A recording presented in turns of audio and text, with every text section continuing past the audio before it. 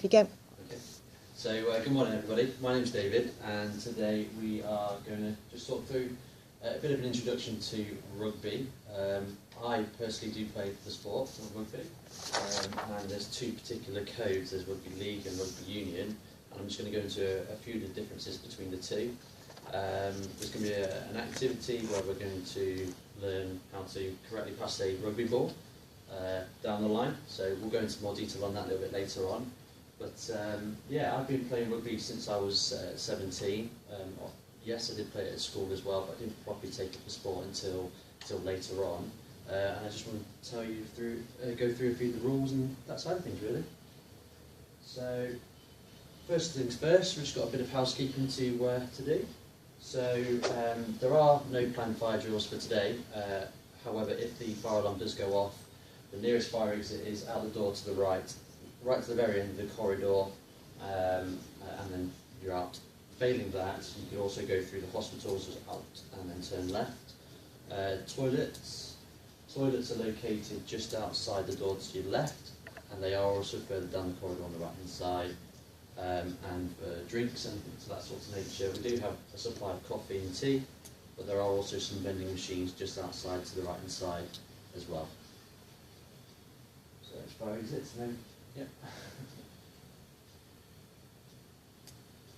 I have to remember to click through it, don't I, really? Can everybody hear me, more importantly, as well? Mm-hmm. Yeah? Thank you.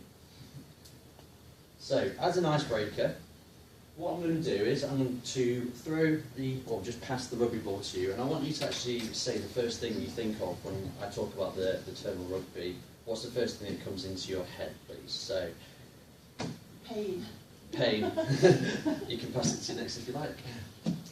Squash noses. Squash noses, brilliant. Alcohol. Well, very much so, yes. Not being, I'm going to say not being pansies like footballers, but you know what I mean. Yeah, no, quite like that one actually. I don't like that term. Long cross-country runs.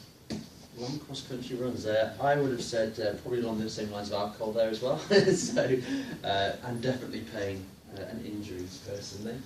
So, no, great answers. So, the objectives is to explore the background of the game of rugby. That's what we're going to go through today. To explain the similarities and differences between Rugby Union and Rugby League. As I say, there are two different codes. To explain the components of a Rugby Union team, because that's the code that I personally play. And to look at the equality and diversity opportunities that are actually available within rugby these days. And then followed by an activity.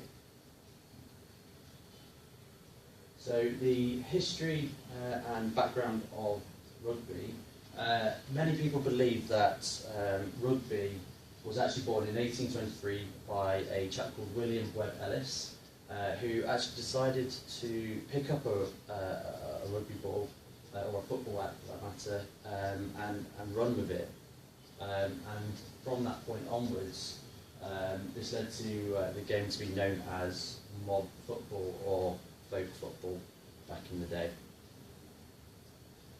The Rugby World Cup, which I don't know if everybody knows, but we've just had the Rugby World Cup in the UK, was actually won by New Zealand this year, and the trophy that is won is known as the William Webb Ellis Trophy, obviously in homage to who actually created the sport back in 1823. Over the years, there's been two types of rugby that's been developed. You've got the Rugby League and you've got Rugby Union. And what we're going to do is go through a few of the differences and similarities between the two codes now.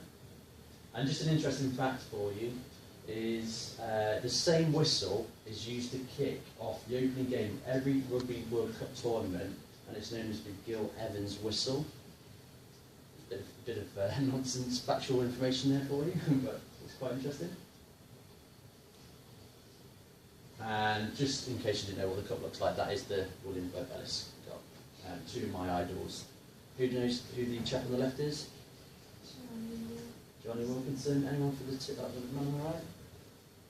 Martin, you might know this one. I recognise his face actually from there. It's Mike Cat. So code. Yeah, that was back in 2003 when England won the Rugby World Cup. There was a famous drop goal by Johnny Wilkinson as well. Does anybody remember that? No?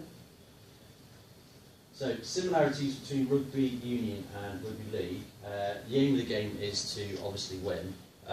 You can obviously draw the game of rugby in both codes as well. And unfortunately, there has to be a loser normally, but yeah, that's the aim of the game is to win. To do that is to score as many points as possible to beat the opposition. Okay, and the same type of ball is used in both codes. So it's an oval shaped ball, similar to this one here. This is actually a size 3 rugby ball. Size 5 rugby balls are bigger in size and it makes it a lot easier to catch and so on. So yeah, it's just a demonstration. Points are scored by getting a try, conversions, drop goals or penalties, again in both codes. This is the only similarity in the sense that the points that are associated to each of these are actually different. Does anybody know what these terms actually mean? And when I say that, does everybody know what a try is in rugby, for example? I think a 3 is coming to mind. It is, yes, there is a points element to rugby, but for a try, it's actually 5 points for a try. And a try is when you see them actually put the rugby ball down in what's known as the dead ball zone, which is behind the rugby post. They'll actually place the rugby ball down onto the floor, okay? And that is worth 5 points in rugby union. In rugby league, it's actually 4 points. So it's similar in the sense that you still have to score a try, but your points are actually slightly different. With a conversion, conversions only happen once a try has been scored. Again, in both codes is exactly the same. And in rugby union and rugby league, they are both worth 2 points. So by scoring a try, you get the opportunity to further that points difference by scoring a conversion. Drop goals. Drop goals in rugby union are 3 points, and in rugby league they are 1 point. And what that is the ball has to land on the floor before someone can actually kick the ball, okay? So it doesn't matter how the ball lands on the floor, it's just got to touch the floor before you kick it. The only difference is from that point onwards, you have the posts, and the ball has to go through the uprights. So it has to go through that section. And yeah, penalties. Penalties is where an infringement has happened on the rugby pitch. For example, there may be a high tackle, so from the neck upwards is classed as a high tackle. And from a consequence of that, the attacking side or the side that hasn't actually caused that infringement get an opportunity to kick at posts again and again. In rugby union, that's worth 3 points. That's where your 3 came into play, and then 2 points in rugby league. And it's all about scoring as many points against the opposite team by any of these methods, depending upon how the game actually pans out, to win. So that's a similarity between the 2 codes. Both are a game of 2 halves, with a total playing time of 80 minutes. So 40 minutes, and then you normally would get a 10 to 15 minute break at the half, just to get some fluid back onto you, pit stop, whatever it is you need to be doing, and then a further 40 minutes. In certain circumstances, like the World Cup that we've just had, for example, if the game is tied at the end, then it goes into extra time, just like it would do in football. And then from that point onwards, like you would have a penalty kick in football, it changes and you actually have to do a penalty kick at goal. So the ball's set on the floor and you kick. So it's a similarity towards football in that respect, but the 2 codes are exactly the same. Some of the rules are the same. Does anybody know of anything that you think that might be a rule that would match the same in the 2 codes? Forward pass?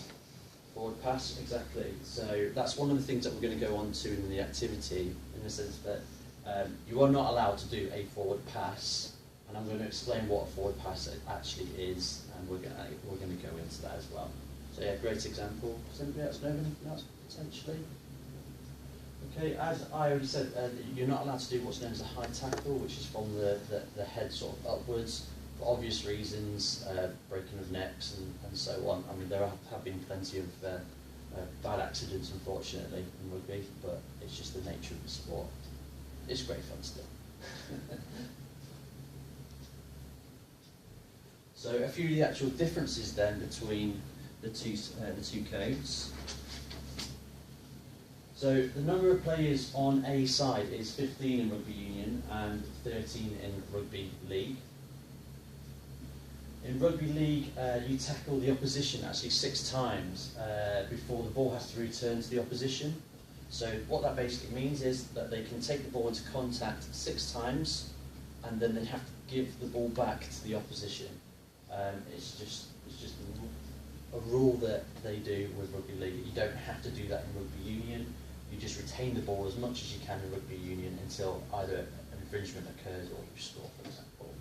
And in rugby league, usually the ball is kicked back into the opposition just purely for gaining of territory, and then six tackles, moves over again. Rugby union tends to be played in the southern counties of the UK, and rugby league tends to be a northern choice of code. I actually really don't know why that is, but it just seems to be they're harder up north than they are down south. So there you go. And many different rules.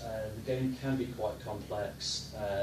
For example, with rugby union, we have full scrummages, and the complexities of a scrum. There are so many different rules. I won't go into the boring complexity of it today, but that differs from rugby league because they don't do a full engagement on a scrum. And a scrum is when you have all the burly forwards, all the roughy-tufty ones where they sort of lock heads and they push against each other.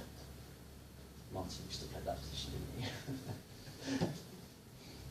So, positions in rugby union. As I say, this is a sport that I play, and when I just mentioned there about the forwards, you have the different names for different positions within the forwards, and you have 8 members that are part of the what's known as like the forward pack. And as you see here, they're the players here. And as I say, they're all the roughy-tufty ones. They're the ones who do all the leg work for the backs. And the backs comprise of really from number 9 backwards that you see on the pitch here. I actually play the position of 12 or 13, so I'm one of the glory boys that tries to score the tries, or I do also play it on the wings as well. As I say, backs normally comprise of from the number 9 down, and then you've got the forward pack, which is 8 back up to the number 1. Okay.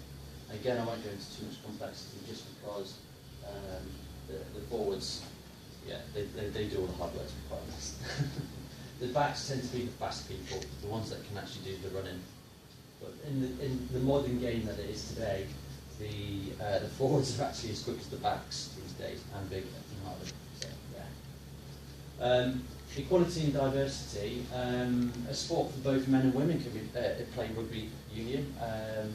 The women are doing very well. What the England rugby team, women's team are doing very well. In fact, they're probably doing better than the men at this moment in time. There is also teams for people who have disability. For example, Great Britain wheelchair rugby. So you know, the diversity of what rugby can actually bring is great. And then diversity is accepted and is often demonstrated at international level. For example, the haka and the national anthems. You tend to find that a lot of rugby union supporters were more than happy to get involved and sing each other's anthems.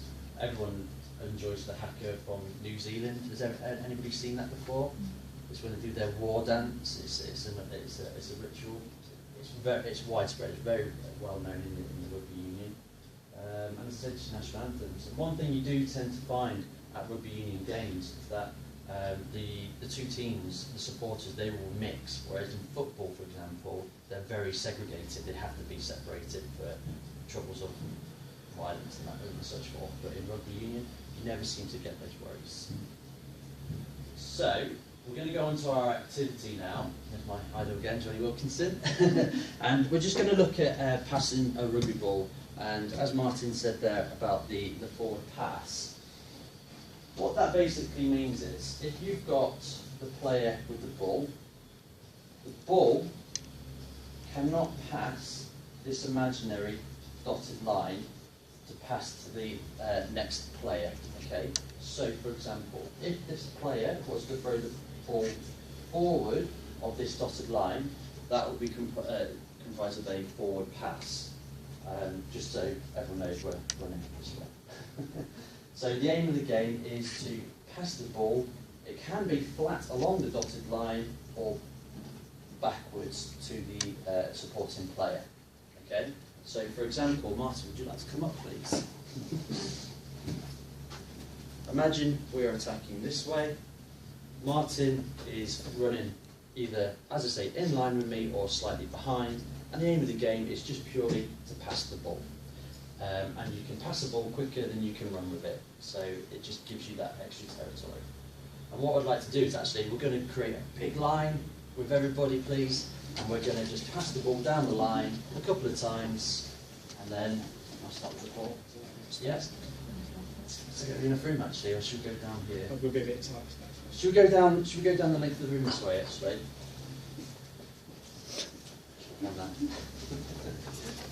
So, as I pass the ball to Martin, Martin's going to pass the ball to Caroline. There you go, flat, flat, and flat. And if we just reset, so you can come forwards a little bit more for me, and then we'll pass the ball back down the line. There we go. See, every pass that we've just done is either flat or behind, and that's it. That's the aim of the game, and that's everything about passing a rugby ball. Really, there are other complexities that we can go into, but I don't have the time, unfortunately. So, everyone can sit back down. Sorry. So, in summary, there are two types of rugby. What are they? What codes did I mention they were? Thank you.